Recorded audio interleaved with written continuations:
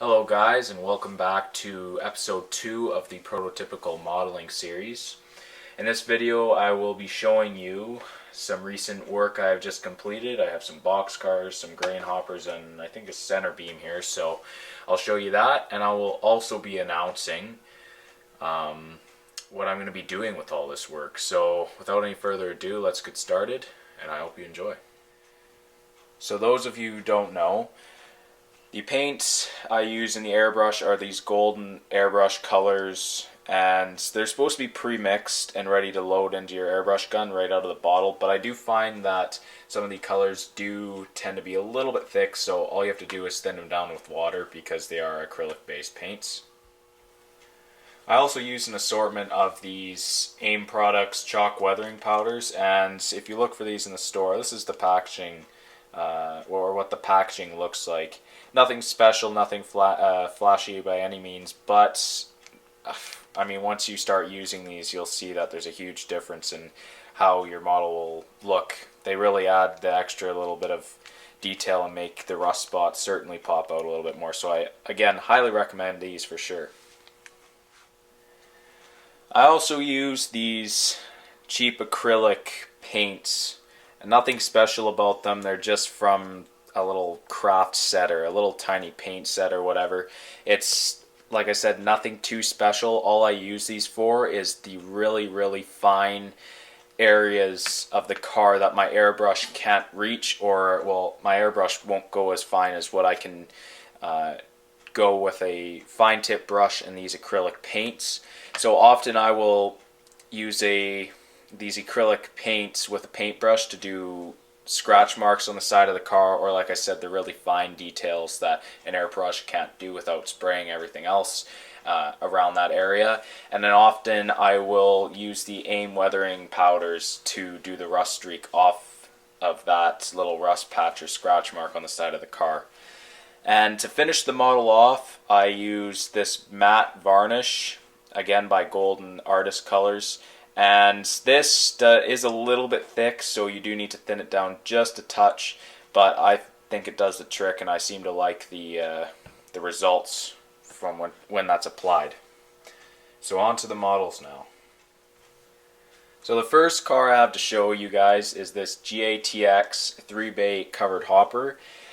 And as you can see, this car received a very light weathering job, and the reason being is that any prototype picture I saw online of this car as of a year ago was relatively clean and rust free. So you can see at the ends here there's an okay amount of rust. It's not too heavy, and it's basically just rusted where the welded joints of ladders and whatnot would be. And then the underbody just received a very light dusting of the dirt and grime, and some rusted vibrating clips there. And it also received I painted the bearing caps blue. A lot of these cars seem to have replaced bearing caps or come with the new bearing caps on them. So, and all I did with that was I mixed a batch of acrylic paints using a blue and a bit of black to darken it up, and I think the blue turned out pretty good, pretty close. Still might be a little bit too light, but I think it turned out alright. So let's move on to the next car. Next car I have to show you guys is this Evergreen Freak Car Corporation 50-foot box car. And as you can see, this car received a very heavy weathering job. And the reason I weathered it so heavily is because these cars operated on the Southern Pacific, and since Southern Pacific has been bought out by Union Pacific, most of these cars have either been repainted and sold off or scrapped. So I weathered this car to be very old and well used. Show you a close-up here of the side. Received a fair amount of weathering around the doors and along the upper and lower sill of the car. The ends received a fair amount of kick up, if you can see that there. It looks a little dark from the wheels. And then flipping around to this side again, same deal as the first side, a fair amount of rusting and dirt buildup around the doors and the upper and lower sill of the car. And then same deal with this end here. There's a fair amount of kick up from the wheels. So I'm pretty happy about how this turned out, especially for how weathered this car is. I see a lot of people over weather their cars to the point where it's unrecognizable, which is fine in some cases, but you have to kind of find a happy medium like I did here. So let's move on to the third car rather, that I've recently weathered. So this car you're looking at now is an Alberta Heritage cylindrical hopper, and I am very happy about how this car turned out. I think it looks great, and it sure represents the prototype picture. You have a lot of rust and grime streaks coming down from each one of these walkway supports, which I weathered there. The piping underneath the car, the air lines and whatnot, got some light rust and especially a lot of grime buildup too. The underbody has a ton of grime buildup because these cars are very well used and have been around for quite a while. So I'll show you a bit of a close-up here to the side. You can see I did some sort of rust patches there that are starting to form on the Alberta name on the side of the car. You see that a lot on these cars. It's just these little flakes of rust beginning to build up over the paint, which I replicated using a acrylic paint and just a old paintbrush to get that spotty effect. And then the end here has a decent amount of kick up, just more grime. And then the other side, same sort of deal with the welded lines and whatnot. Got all that grime going there. And then again on the Alberta name, got the little rust flakes happening. And then on this side with the air lines, also received a fair amount of rust. And then same deal with this end of the car here with the kick up and dirt and grime. On top of the car, just a light fade down. And yeah, so that car turned out pretty good in my opinion. I do quite enjoy weathering these cylindrical hoppers, and especially 3-bay hoppers. There's a lot of room to kind of take your modeler's license over it and rust it how you want or fade it down how you want, because there's so many different variations of how these cars look after years of service. So I think this car turned out very nice, and let's move on to the next model here. So the next car here is the CN 60-foot Gunnarsson boxcar. And as you can see, this boxcar didn't receive a very heavy weathering job. Just a very light one, lots of grime along the lower sill of the car. And then there's also this graffiti or tag you see here. That was done by a fellow who I did some work for quite a while back. So I think this car looks pretty good. Give you a close-up of the car. And then the end has a fair amount of kick up. And then this other side, some more the rust around the doors, and then some dirt and grime build up along the lower sill of the car. And then the ends here is some more kick up and dirt and grime. So on to the next car. This next car here you see is a Canadian Pacific 72-foot center beam flat car. And this car got a fair amount of weathering.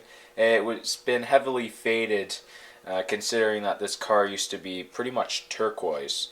So the roof of the car got some rust spots where the water would pool, because these cars really don't have a lot of drainage on the top. You can see it's kind of a pan that could collect water if it were to rain. So the roof got a little bit of rust, as if the water had sat there for a while.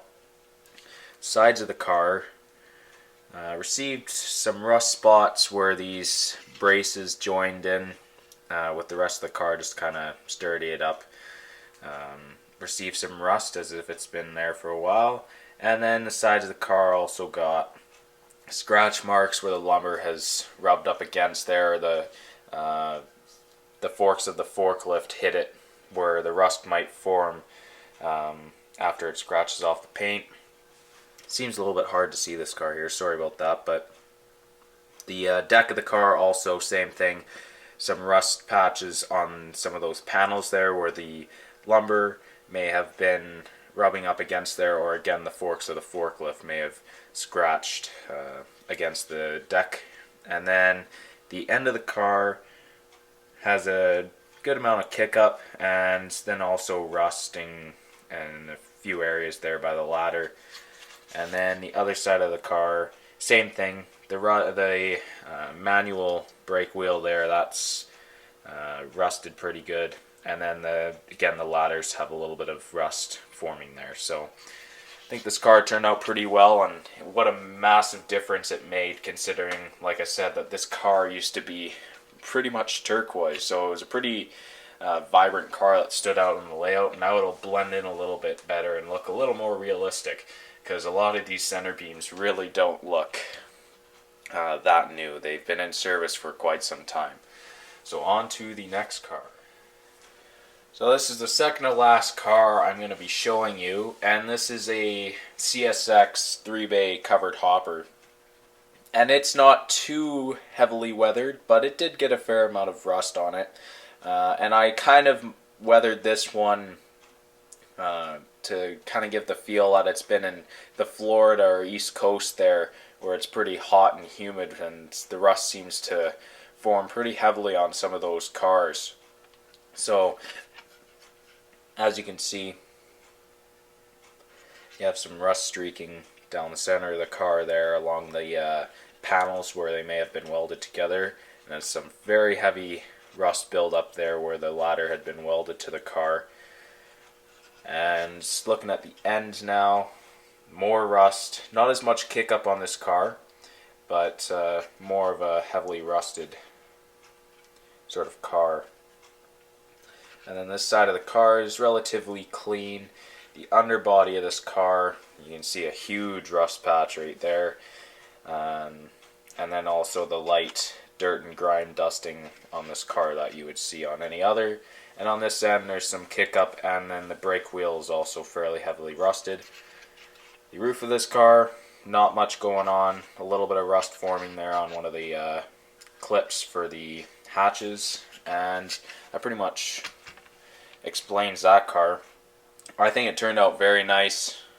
I think it'll fit in pretty well with any model freight train on the layout. And yeah, so let's move on to the final car. So this last car I have to show you guys today is the Southern Pacific 50-foot box car. And as you can see, it's been weathered pretty heavily, and same reason as the Evergreen Freight Car Corporation box car. These box cars really aren't seen that often anymore. They've either been scrapped, repainted to another railroad, or into a new paint scheme for Union Pacific, which is who bought Southern Pacific. So in the close-up on the side here, you can see I did the patch mark, or made it look as though it's been patched.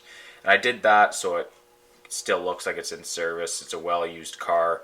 Lots of rust buildup and grime around the doors. And then same thing at this end of the car here is some more rusting. The ends of the car are all grimy and a bit of kick up there. Rust on the cut lever bars. And then same deal with this side. I gave the effect that it's been patched and that it's still in service. And then again, rust around the doors and grime build up around the doors as well. So I've just weathered this car to look like it's had many years of service, and I think it turned out great. The roof especially, the effect that I used with that, with just the airbrush and chalk powders, I think it turned out pretty nice. And every panel basically has some sort of rust buildup on it. So that's it for the models. Now let's go look at the modeling bench, and I will tell you guys about the announcement I'm going to make. So we're over here at the temporary modeling desk because, as most of you know, the layout room is under construction with the new layout. But what I wanted to announce is that I will be providing my services for weathering rolling stock, and mainly in HO for now. I may get into N-scale weathering, but that's still up in the air right now.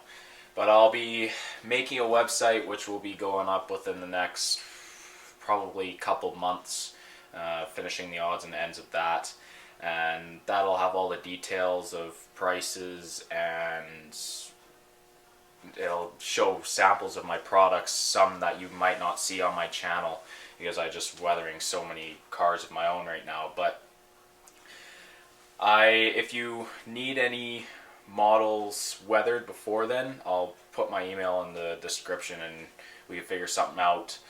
But the reason why I am going to be providing my services is I feel it's well needed, really. There's not a lot of people who have the patience and time or wherewithal to sit and weather each individual rolling stock prototypically, for one, and two, to make it look good. I see a lot of people who weather their rolling stock that have weathered it to the point where it's unrecognizable, and that's fine. I mean, that's how I started off and all. But if you're looking for prototypically weathered models from the picture of that actual car, I feel as though it's needed in the modeling community because not a lot of people provide that service. So if you're interested, let me know. Give me a thumbs up on this video here, and that's pretty much wraps up this video today. So I hope you guys enjoyed. I'm very excited to announce that I will be providing my services to you guys for weathering rolling stock. So with that being said, thanks for watching. Like I said, I hope you enjoyed, and we'll see you in the next video.